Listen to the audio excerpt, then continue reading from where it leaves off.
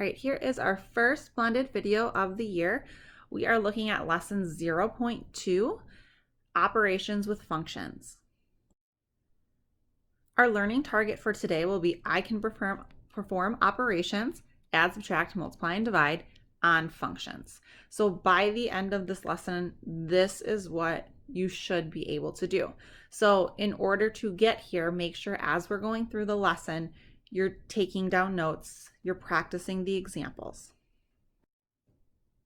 So our first example here is let f of x equal 2x squared plus 4x and g of x equals x plus 2. So we have two different functions. We have a quadratic and we have a linear function. And we have two things that we're looking to do. So our first one is 2 times f of x plus 3 times g of x. And then the second problem we'll look at is f of x times g of x. So our first problem is addition, and our second problem is going to be multiplication. So if we're looking at A, we have 2 times f of x. So we know that f of x is 2x squared plus 4x.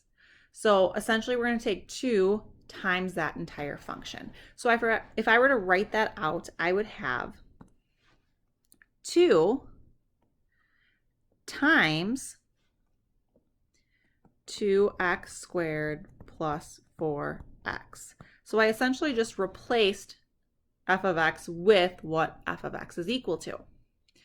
And I'm going to add 3 times g of x, x plus 2.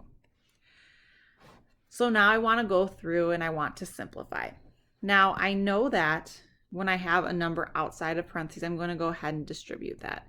So I'm going to distribute this 2 to f of x and the 3 to my function g of x.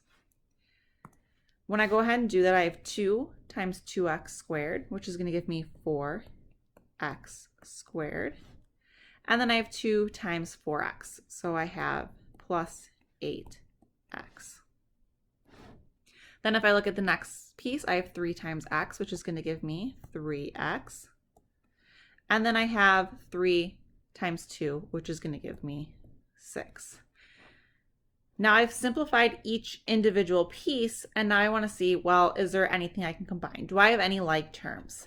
And if I go ahead and look, I can't combine x squared with anything, but I can combine 8x and 3x to get 4x squared plus 11x plus 6.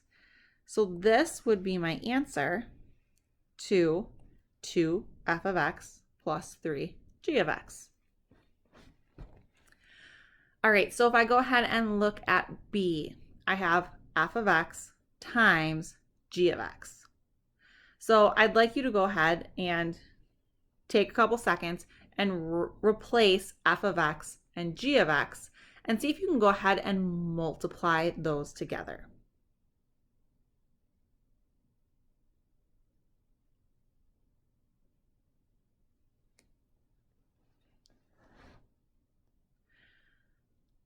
All right, if we have not finished multiplying these together, go ahead and pause the video and then hit play when you're ready to go through the answer.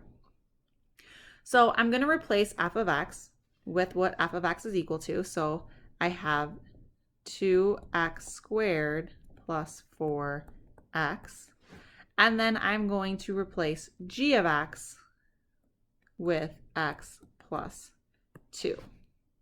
Now I'm multiplying these together. So I'm taking a binomial times a binomial. So I'm going to distribute the first one into the second one. So essentially what I'm going to do is I'm going to take 2x squared, multiply x, and multiply by 2. So that'll be my first step. So when I go ahead and do that, I have 2x squared times x, which is going to give me 2x to the third. So when I add or subtract, I just combine like terms. When I multiply, I'm going ahead and I'm adding those exponents together. 2x squared times 2 is going to give me plus 4x squared. Now, I just distributed the first term in. Now I need to go ahead and distribute the second term in. So I have to distribute the 4x. And when I do that, 2x squared times x is going to give me 4x. 4x squared. And then I'm going to take 4x times 2, which is going to give me plus 8x. So same thing. Now that I've multiplied, I want to see when I'm adding this together, is there anything else I can do? Can I combine any like terms? And if I look, I see that I have 2x squareds, which I can combine together. So my final answer is going to be 2x to the third plus 8x squared plus 8x.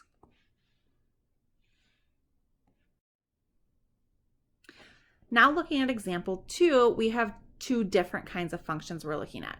We have let f of x equal 2 to the x and g of x equal the absolute value of x plus 5. So now we have an exponential and an absolute value. So looking at A, we have f of 2 minus 2g of negative 1. Now this incorporates a little bit of what we did in lesson 0.1. So if you're looking at this and you think I can do that, go ahead and give it a try. Pause the video, try it on your own, and then hit play to go ahead and go through the answer. If you're not too confident yet, go ahead and watch through and make sure you get this copy down into your notes. So we have f of 2. So function f is 2 to the x. And instead of x, we're going to plug in a 2. So I have 2 squared for that first piece. Now I'm going to subtract 2 times g to the negative 1. So g is absolute value of x plus 5. But instead of x, we're going to replace that with a negative 1. So I have negative 1 plus 5. Now I'm going to go ahead and go through and simplify. So I have 2 squared, which is going to give me 4. Now I don't distribute this negative 2 in. I complete the absolute value first. So I have inside my absolute value negative 1 plus 5. So I have the absolute value of 4. Now, absolute value just means the distance away from 0, so absolute value of 4 is just 4. If it was negative 4, it would also be 4. Remember, we can't have negatives when we're dealing with absolute value. So essentially what I have is 4 minus 2 times 4, which gives me 4 minus 8, giving me a final answer of negative 4. So then looking at B, I have f minus g of x. So it means I'm taking function f of x and subtracting g of x. So if I want to go ahead and write that out, I have f of x, which is 2 to the x, minus g of x, absolute value of x plus 5. Well, exponentials and absolute values, we can't combine those together. So that is as far as we can go with this. This would be our answer, 2 to the x minus absolute value of x plus 5. Moving right along to example 3, we've got two new functions here. We have f of x is 3x minus 5 and g of x is x plus 2. Now, we've looked at adding, subtracting, and multiplying. Here, we have our other operation that we can use, which is division. So we have f divided by g. So we're going to take the function f of x and divide by g of x. But instead of using x, we're going to replace that with a negative 2. So if I want to go ahead and write that, I would have f of x, which is 3x minus 5, and I'm going to replace that x with our input of a -2. So I have 3 times -2 minus 5, and I'm going to divide by my function g of x, but I'm going to replace x with -2. So I would have -2 plus 2. So if I'm going to go ahead and simplify this, I have 3 times -2, which is going to give me -6 minus 5 over 0. Now, just looking at this right now, I could go ahead and simplify the top, and if I did that, I would have -11 over 0. But if we can remember, we can't divide by 0. If we divide by 0, it's undefined. You can't physically take anything and divide 0 out of that, meaning that this would be undefined. It's not possible. -2 is not in the domain of these two functions, f divided by g. So our answer would be undefined here because we cannot divide by 0.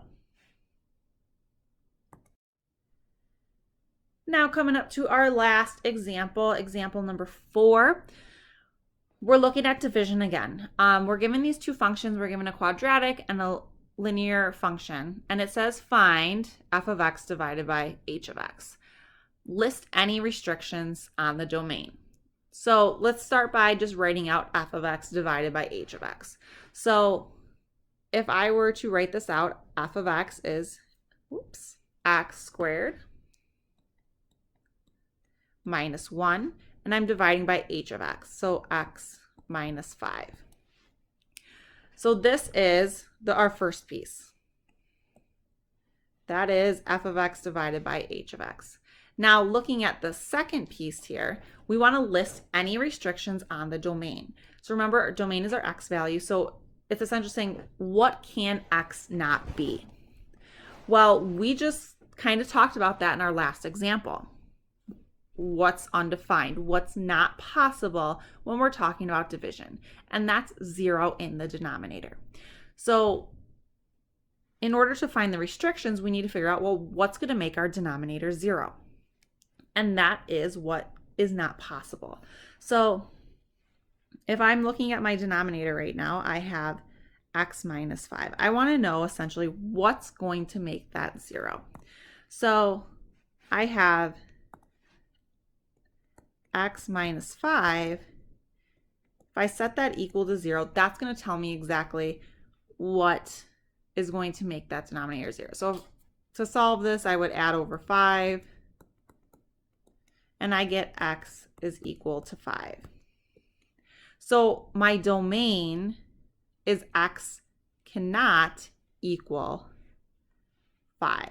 So this would be my domain restriction, is x cannot equal 5. Because when it does, it creates 0 in the denominator, which we know is undefined, and we cannot have that. So that would be our restriction on our domain. What makes the denominator 0? So now that we've finished up lesson 02, you've gone through, you've taken your notes, you've kind of gotten a little bit of an idea about this lesson. Now it's time to practice this. So we're going to go into our homework, lesson 02, and we're going to use those problems to practice this skill. Because remember, our goal is that you can perform operations, adding, subtracting, multiplying, and dividing on functions. So given different functions, you can perform all these operations. We want to use this practice in order to reach this learning target, to feel fully prepared going into a summative with this learning target.